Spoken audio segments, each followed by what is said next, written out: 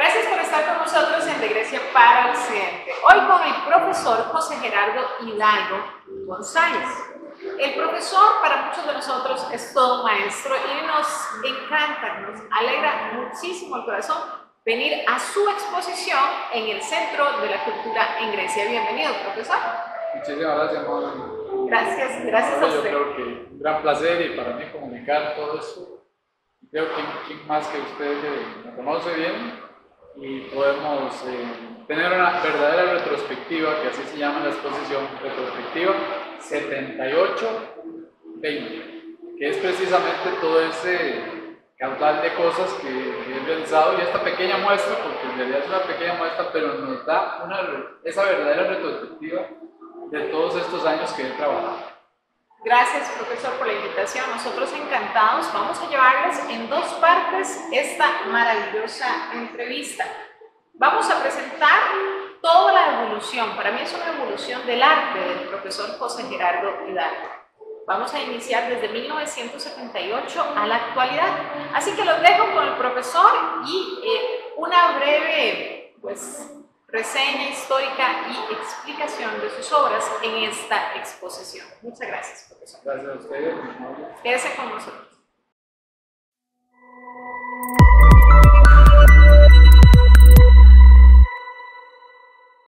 Muy bien, aquí estamos frente a una obra muy interesante. Esta obra para mí me llama mucho en el alma. ¿Por qué? Porque representa a 1978, cuando yo iniciaba dentro de un proceso que hasta para mí me llamó mucho la atención, mi temática, digamos, qué estaba haciendo.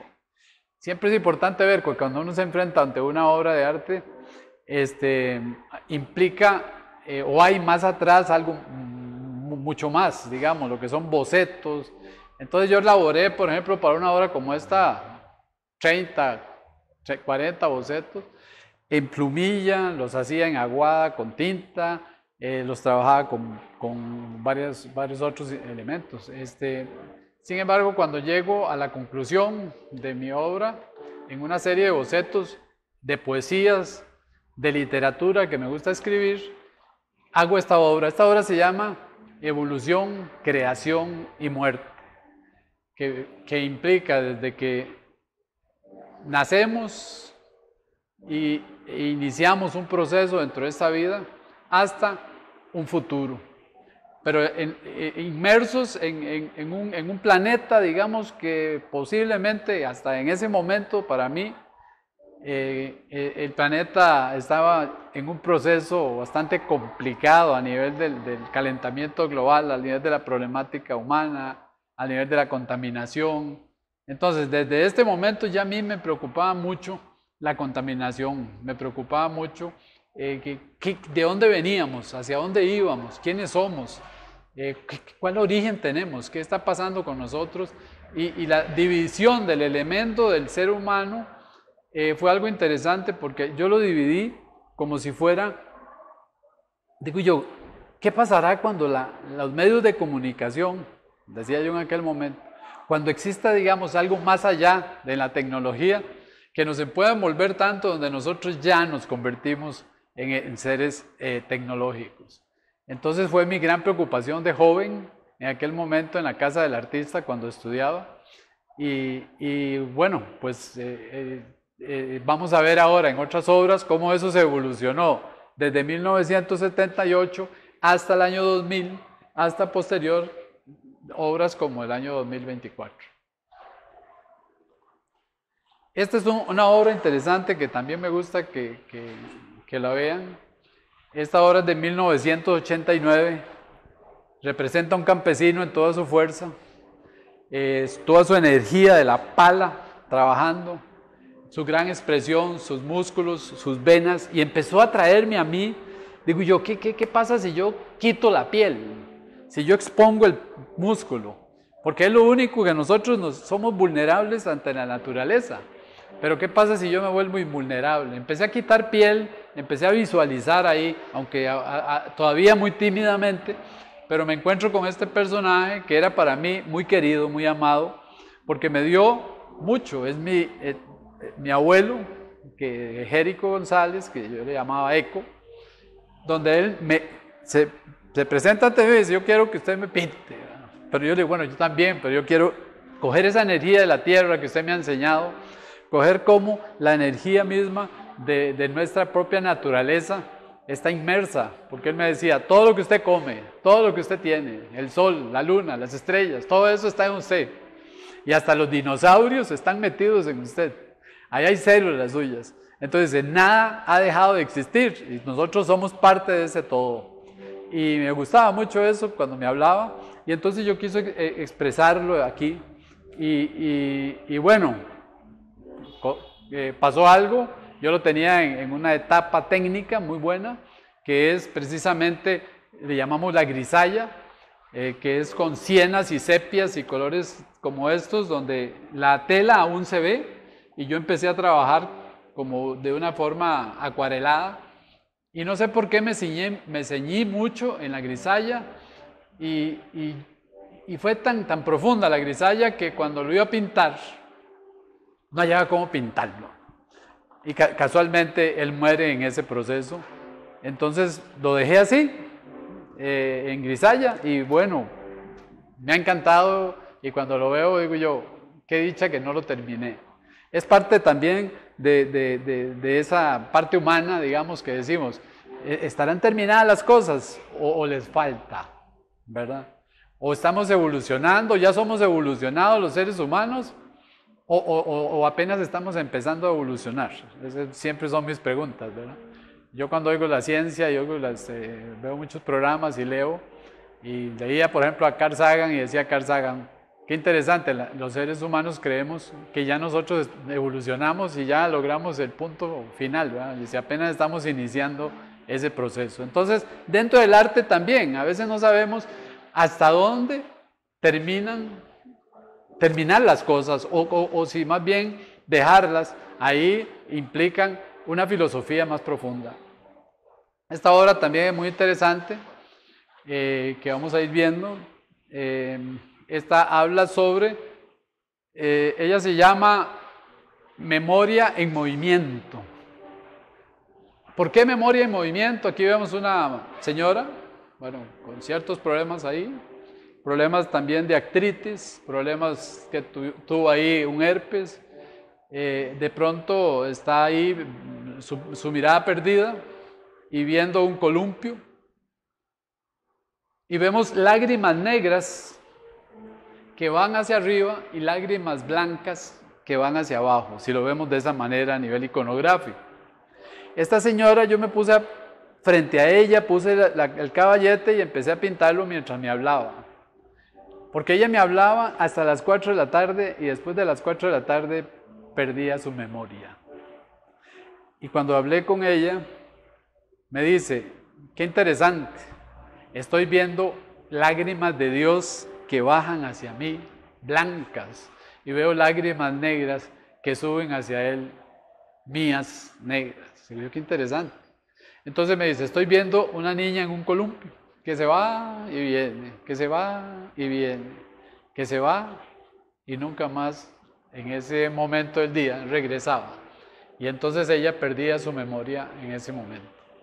Y ella era mi madre, María Cecilia González Barquero, que amo con todo mi corazón, y esta es una obra que para mí tiene mucho significado, más allá, dentro de mi corazón. Cuando les dije allá, voy a quitar la piel para sentir los músculos, sentir las venas, sentir los huesos. Bueno, con ella me quité algo más. Y lo que le quité fue su cuerpo para sentir su espíritu, su esencia, que, ok, ya no se acordaba de mí, pero yo sí me acordaba de ella. Y entonces, hoy precisamente, hace 10 meses que falleció. Aquí tenemos otras muy interesantes. Y yo creo que vengamos a esta para contarles algo aquí. Esta obra es del año 2000, pero aquí ya sintetizo mucho de lo que les estaba hablando allá.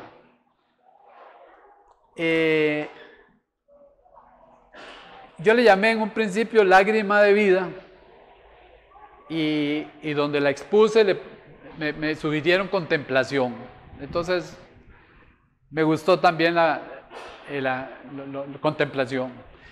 En esta figura, yo soy una persona que les hablaba con mi abuelo, con mis padres, visitaba la naturaleza constantemente, o sea, ir a un río, bañarme, meterme en una poza, subirme a un árbol de naranja, de guayaba, andar uno por todo lado, íbamos a las montañas. En aquel momento, Grecia, en una gran parte había montaña todavía virgen, antes de muchas urbanizaciones que hoy existen, y todo ese caudal y ese estar tan cerca de la naturaleza me envolvió tanto, me identifiqué tanto con los árboles que a veces eran como mis hermanos mayores, ¿verdad? Abrazarlos, sentirlos, subirme a un árbol, estar arriba viéndolos. Para mí era majestuoso y era algo que lo hacía con mis amigos constantemente, ¿verdad? Ahí eran nuestros juegos, nuestro play, nuestro todo, ahí no existía otra cosa que los árboles. Entonces son los árboles los que me inspiran a sentir esta figura, que es un árbol, pero bueno, de pronto se transforma también en una mujer. Esta obra fueron 20 obras que hice, que se expusieron en el Museo de los Niños, en la Galería Nacional en el año 2000 como cambio de milenio. Entonces doña Dunia, que en aquel momento era la directora, me dice: yo quiero estas obras para que sean las que reflejen el cambio de milenio de 1900 al año 2000. Y bueno, ella vean que no tiene piel, ¿verdad? Se expone el músculo puro y el músculo puro está ahí pese a lo vulnerable que somos. Si los seres humanos quitaran la piel, se transforma en otra piel. Es decir, yo quito la piel, pero hay otra piel. ¿Cuál es la piel? Es la piel de la naturaleza que nos protege. Es la piel de la naturaleza que nos envuelve. Es el agua, es el viento, es el aire, es el sol, es todo eso que la forma. De pronto, en ella se ve una lágrima también que viene, cae como una gota de agua y hace un movimiento ondulatorio en el agua que para mí es el inicio y el principio del universo, del cosmos, de todo cuanto existe, ¿verdad? Algo tan simple como fue eso, me fue formando toda esta gran espiral cósmica que vamos a ver aquí, que se envuelve, se envuelve, se envuelve, se envuelve, se envuelve, hasta llegar a una luna llena, ¿verdad? De pronto creemos que hay una cara aquí que fea y que está con esto y no es la cara. Y de pronto veo un vacío en el árbol y resultó que el vacío es el rostro realmente, que parece una máscara, pero no, es el rostro. Aquí vemos un ojo, aquí vemos la nariz, la boca, y se transformó en otra cosa. Entonces a mí me encanta eso, que de pronto estamos viendo algo muy extraño y de pronto lo que apareció es una figura humana como nosotros la conocemos, ¿verdad? Pero esta fue la que dio un parámetro muy fuerte para otras exposiciones más que iban a sugerir, que iban a tener una iconografía. Cuando decimos iconografía nos referimos a un montón de símbolos, que de pronto esos símbolos me demuestran una búsqueda. Bueno, yo digo, vieras qué interesante, desde que estaba en la universidad mis compañeros me decían: Gerardo, usted no busca, usted encuentra. Y yo creo que sí. Es decir, no es, yo me pongo a sentir y a hacer y yo encuentro. Y bueno, es un encuentro que yo tengo con la naturaleza y en realidad encontrar todos esos simbolismos que me van a hablar de la naturaleza misma, me van a hablar del ser humano involucrado en ella. O sea, fuera de cámara estábamos antes comentando y precisamente yo tengo esa cosmología muy distinta, a veces como lo mostramos. Bueno, somos los seres humanos, estamos aquí, somos los reyes de la creación, nada que ver. Es decir, somos un todo, árboles, animales, insectos, estrellas, universo, es decir, somos un todo. Y como ese polvo cósmico que nos generó, ¿verdad? a través de lo que nosotros llamamos Dios, y que creo fuertemente en Dios, pero cómo esa esencia nos hizo, nos creó y somos parte de eso. Entonces, mis obras en realidad lo que forman es esa armonía, es precisamente que somos un todo, envueltos en la naturaleza, ¿verdad? Pero también, ojo, ¿verdad? También muerde, es decir, no es que está ahí y me va a decir qué lindo solamente, sino que ella me está hablando que tengamos cuidado, que no dañemos la naturaleza, que no contaminemos, que estamos involucrados en un mundo donde si nosotros nos creemos el todo, vamos a colapsar. Entonces, precisamente, algunas obras las retomo de la misma tradición costarricense, en este caso, que es muy importante decir, bueno, un pintor, un artista, músico, danza, lo que sea, no está aislado, sino que representa un mundo más vasto todavía. Y ese mundo más vasto todavía es pues todo lo que nos envuelve, la historia, la economía, los miedos, la angustia, la pobreza, la riqueza, lo que sea, todo es parte nuestra. Y esa parte nuestra tan profunda está de pronto inmersa en el arte. Es decir, el arte lo que nosotros, como individuos que nos tocó vivir en este momento histórico de Costa Rica, y ahí no tenemos otra cosa que escribir. Yo no me voy a poner como otros artistas de 1900 a hacer otra cosa, que ellos vivieron ese momento, pero yo viví este momento. Y en este momento también me contaban historias, y en esta obra hay una historia muy interesante que es La Llorona. Entonces es una mujer otra vez, llorando, tocando el agua, pero la luz emerge del agua misma, y una mano muy importante que está ahí tocando, ¿verdad? Y esta la hice con cristales de cuarzo, los molí y los metí con una argamasa muy fuerte que ahí no se van a caer nunca, y fui poniendo, porque los cristales de cuarzo para mí evocaban algo muy fuerte a nivel de simbolismo. Entonces es una llorona, pero no está llorando por su hijo, está llorando por el agua, por la contaminación ambiental. Está llorando porque el hijo real, que es todo lo que nos constituye, los seres humanos lo estamos destruyendo. Pero aquí de pronto aparece también el agua. Estas obras que estamos viendo aquí, ambas obras, son del año 2002, y fue otra exposición que hice de 18 obras que se llamó Anatomía del agua. Unos críticos de arte me decían, qué interesante, Gerardo, ¿por qué le decís anatomía del agua? O sea, si lo que estás poniendo es la anatomía humana.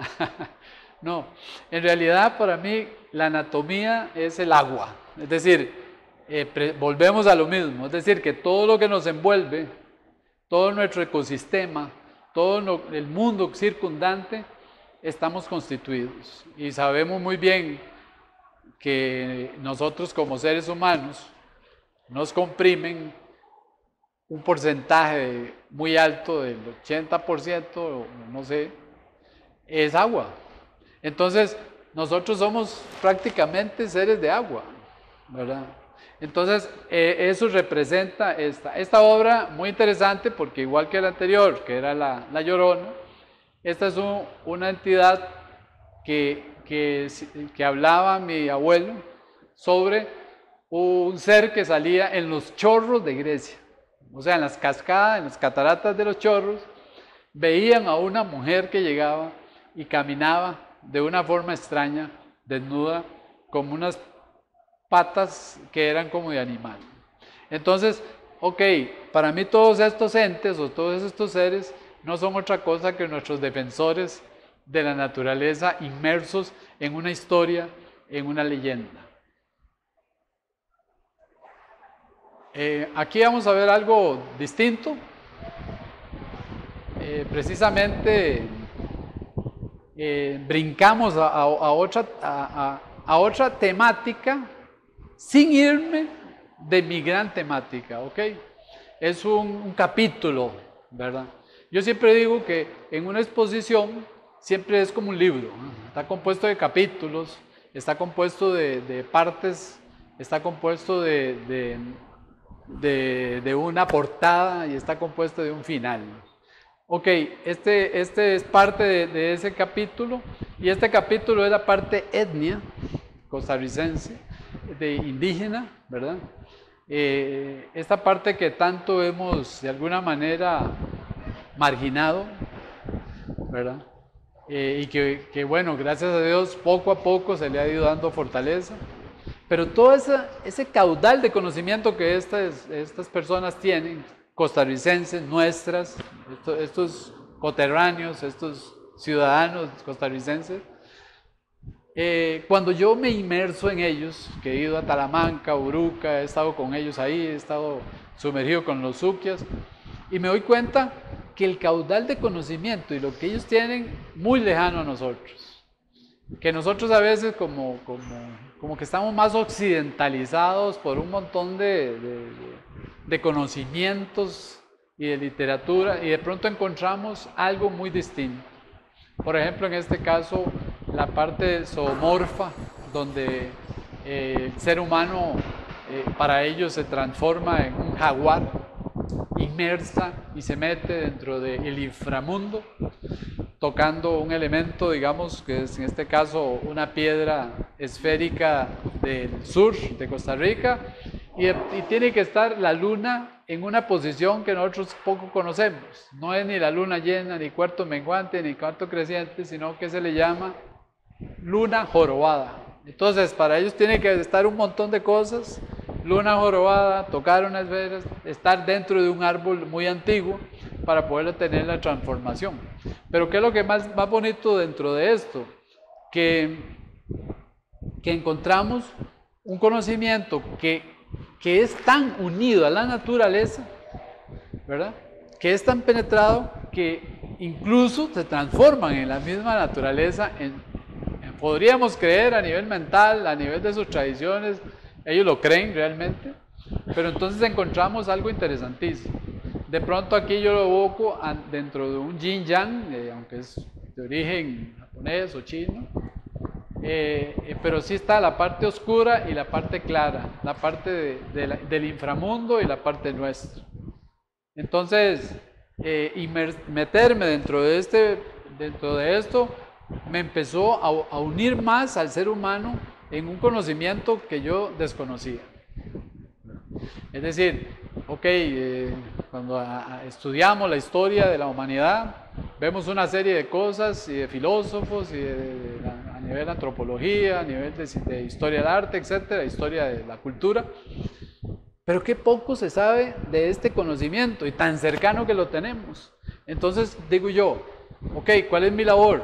Mi labor social dentro del arte, de la sociología del arte, es transmitirlo al espectador. Dentro de la psicología del arte es lo que a mí me conduce a hacerlo, y es ese motivo que desde niño tengo para poder transmitirlo, ¿verdad?